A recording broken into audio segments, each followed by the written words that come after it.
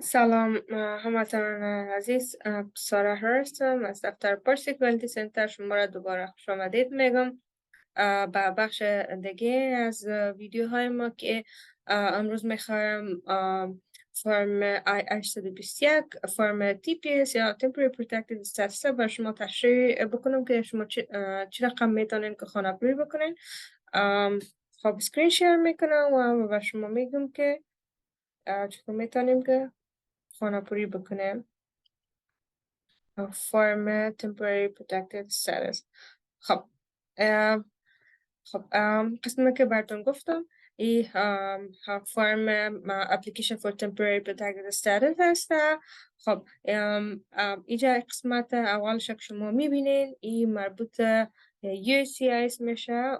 این را اسکیپ میکنین و شما اگر وکیل دارین و G28 بر شما استفاده شده. البته G28 و وقت استفاده میشه که کسی وکالت شما را یا نمایندگی شما را به عهده بگیره و این قسمت مربوط به وکیل میشه. شما میشه که اسکیپ بکنین.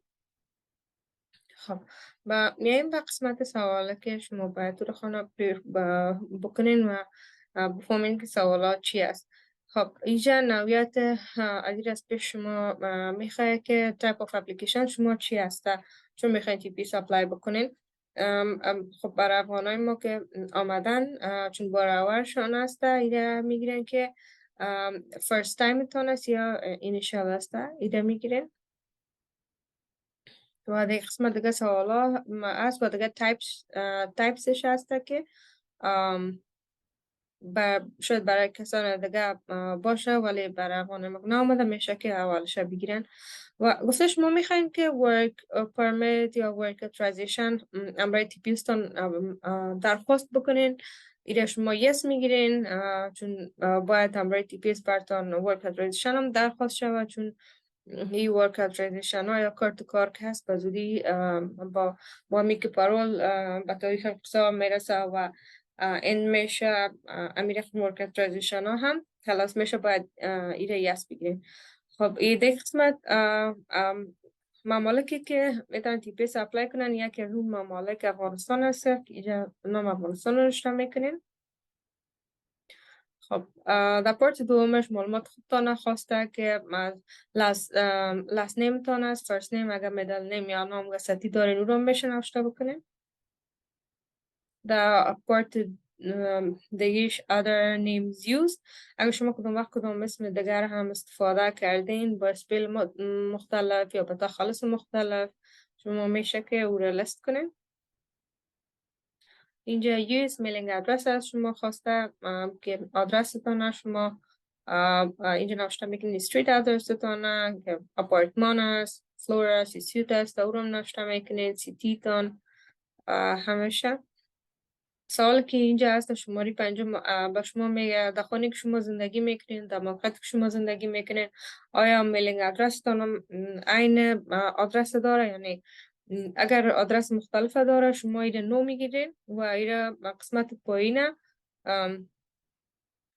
خانه پوری میکنین بر فیزیکال ادرستان و یوز میلینگ ادرستان در بالا تشریح کردیم و به قسمت پایینی اگر که میلینگ ادرستان فرق داشته باشه از فیزیکال جایی که شما میشینین میشه پورا یس یا نو بگین. اگر یس هست ضرورت نیست خانه پوری بکنین، اگر نو هست فیزیکال ادرستان خانه پوری میکنین. و قسمت دیگه از این میاییم. خب فرم I-821 نسبتا فرم با اوراق بیشتر هسته، پس حاصل مندیتون هم میخوایم. خب ایلین رجیستریشن نمبرتون، این نمبرتون شما میتونین در فرم I-94 تون یا در کارتون ورک اترایزیشن تون دریافت کنین. در قسمت وسطی دست چپ شما میتونین که این نمبرتون رو ببینین. در قسمت سوشال سیکیوریتی نمبرتون نوشته میشه، تاریخ تولدتون شماره نوشته میکنین. اگر تاریخ تولد دیگه شما استفاده کردین به غیر از اینکه فعلا هست او رو لیست میکنین. جندرتون رو میگیرین که شما خانم هستین یا میل هستین یا فیمیل هستین رو میشه که انتخاب بکنین. سیتی town or village of birth که در از کدام ولایت هستین. این نظر به تذکرتان بگیرین، نظر به تذکره و نظر به پاسپورتتان بگیرین. اگر شما پاسپورت ندارین از تذکرتان همیشه استفاده کنین که در پاسپورت و تذکره ولایت می باشه. مملکتتان و مملکت که شما در زندگی میکردین پیش از امریکا بیاین افغانستان میگیرین. اگر وقت مملکت دیگه بودین او رو هم لست میکنین. شما سیتیزنشپ یا تابعیت کدام مملکت دارین، از کدام ممالک دارین، اینجا لست میکنین شه. باز هم اینجا حالت مدنی شما رو خواسته که متأهل هستین، مجرد هستین و ای که دیورس هستین. اگه شما عروسی کردین اینجا تاریخ عروسی تا نمیگیرین. در بخش دیگه از شما چی سوال میشه که تاریخ که شما وارد امریکا شدین چی وقت بود؟ این تاریخ شما میتونین در فرم I-94 تان به دست بیارین. البته اگر بعضی از شما نمیتونین به I-94 تان دسترسی داشته باشین، شما میتونین که به سایت I-94 official وبسایت برین. در اوجا معلومات که شما میخواه first name, last name, date of birth تان و همراه از او داکومنت نمبر تانه که بر بعض افغانه ما پاسپورت نمبرشان هسته و اگر شما پاسپورت نداشتین این نمبر تان همیشه نوشته بکنین و کنتری تان انتخاب میکنین که افغانستان است. و بعد از اون نکست میکنین، میتونین که 94 تان از این سایت به این طریقه به دست بیارین. این از شما میخواه که استاتوس یا حالت مهاجرتی تان در امریکا چی است. از افغانان همیشان فعلا با کسی که البته در وقت اواکویشن آمدن پارولی هسته، شما میشه که پارولی بگیرین. پورت آف انتری شما وقتی که داخل امریکا شدین از کدام میدان هوایی شما وارد شدین. زیادتر افغانای ما از فیلادلفیا، واشنگتن دی سی، ویرجینیا وارد امریکا شدن که میشه که نوشته بکنین. شماره فرم I-94 تان اینجا به ترتیب نوشته میکنین و تاریخی که شما اجازه دارین تا آخرین تاریخی که اجازه دارین که در امریکا زندگی کنین که این هم در I-94 تان می باشه. اینا همیشه که بگیرین که تا کدام تاریخ شما اجازه دارین که باشین. پاسپورت نمبر شما پاسپورت دارین شمارش نوشته میکنین و اگر کدام پاسپورت قبلی داشتین شمارش نوشته میکنین. مملکت که این پاسپورت به شما داده که افغانستان است او نوشته میکنین و تاریخ انقضای پاسپورت تا کدام تاریخ است گیریم که تاریخ سال 2021 22 هر چیز که هست میشه که بگیرین.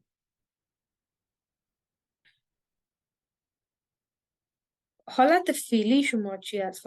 حالت فعلی امیگریشن تان، مثلا شما فعلا هم پارول هستین، دستت پارول هستین یا پارولی میگیرین و ایجا پیش شما پرسان میکنه که شما تا فعلا در کدام امیگریشن پروسیدینگ بودین یعنی کدام حالت از این داشتین که شما شاید اخراج شوین و در محکمه راجع شده باشین که اگر یس بود یس میگن و یک قسمت خانه پوری میکنین و اگر نی بود نمیگن. اگر یس بود ترجیح بدین که با یک وکیل مشورت بکنین قبل از اینکه شما خانه پوری بکنین. این دو قسمت اسکیپ میکنیم. می پارت سوم.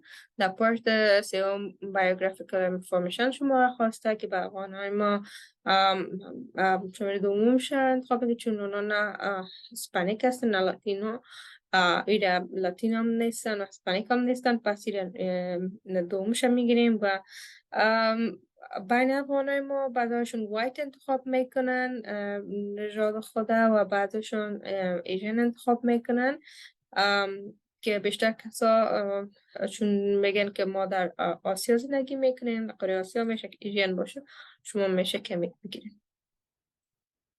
در پارت سوم از شما بایوگرافیک انفورمیشن تان میخواه که قدتان، اندازه قدتان به فیت اینچ است و وزنتان است، رنگ چشمتان و در این قسمت رنگ موهایتان رو میخواد که نوشته بکنین. اگر شما آیدی استیت آیدی دارین میشه که نظر به استیت آیدی تانی را خانه پوری بکنین.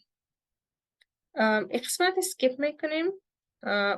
قسمت پارت 4 اسکیپ میشه به خاطر کسایی هست که TPS پسانتر فایل کردن، یعنی از وقت معینش فایل نکردن که بعد از نوامبر هست، نوامبر 2023. خب این اسکیپ میکنیم تا صفحه 6.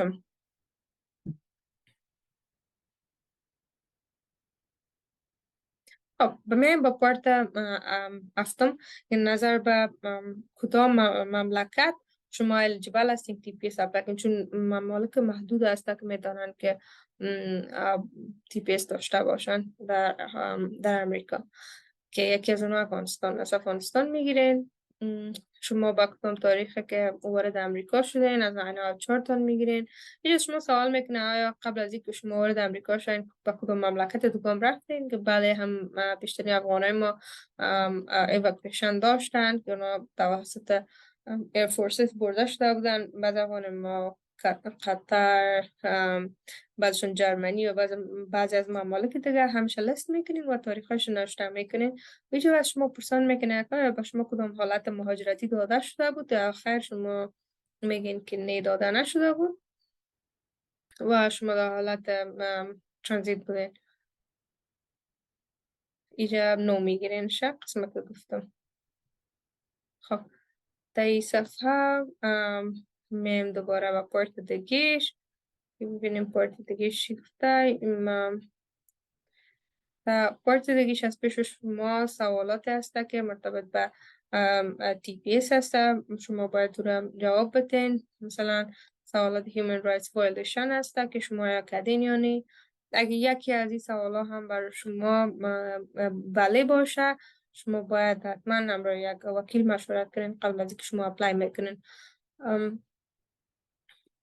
خب باید بگویم که ما کوشنر هم در وبسایت پارسی کوالتی سنتر پروژکت افغان سپورت پروژکت کوشنر هم هسته که TPS اپلیکیشن به لسان دری و پشتو ترجمه کرده تا این سوالا رو به شما کمک بکنه که خوبتر و بهتر بفهمین و همیشه دقیق میخوانین و بعد از او سلکت کنین که به کدام سوال به شما یس هم است یا خیر.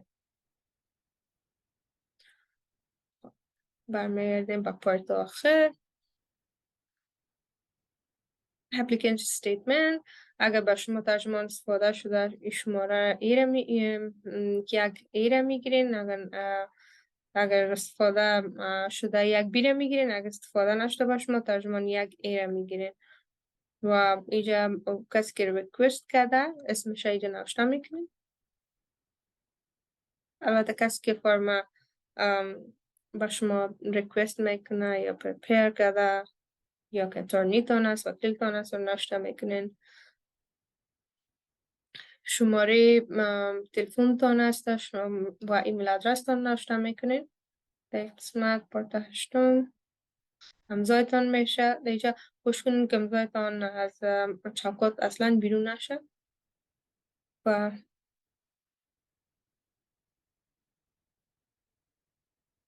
خب اینجا میلینگ ادرس ترجمان است، همش انفورمیشن ترجمان است که اسمش است، ارگنایزیشن، میلینگ ادرسش مکمل که کدام میلینگ ادرس برش استفاده شده و کانتکت انفورمیشنش است که شماره تلفن و ایمیل ادرسش است.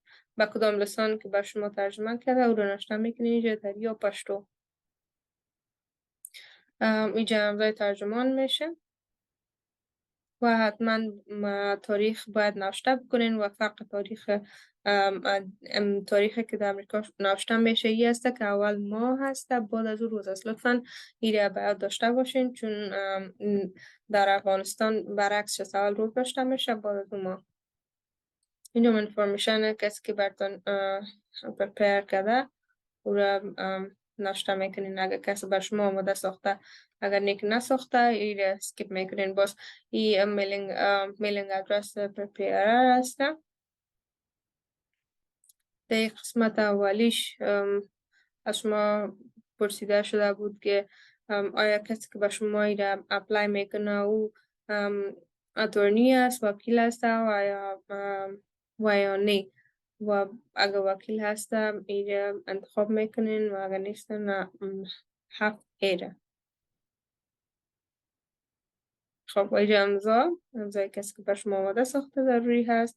و در صفحه بعدیش شما باز اینجا last name تان خواسته، first name و این نمبر تان خواسته شده که نوشته میکنین. و در این پارت شما اگر یکی از سوالایی که سوالایی که بخاطر TPS بود و یکی از بخشایش که اگر تشریح ضرورت داشته باشه یا اگر یس باشه، شما میین در این پارت شماره نمبر ورقه پارتشه که پارت نمبر است و کدام سوال از همون صفحه است.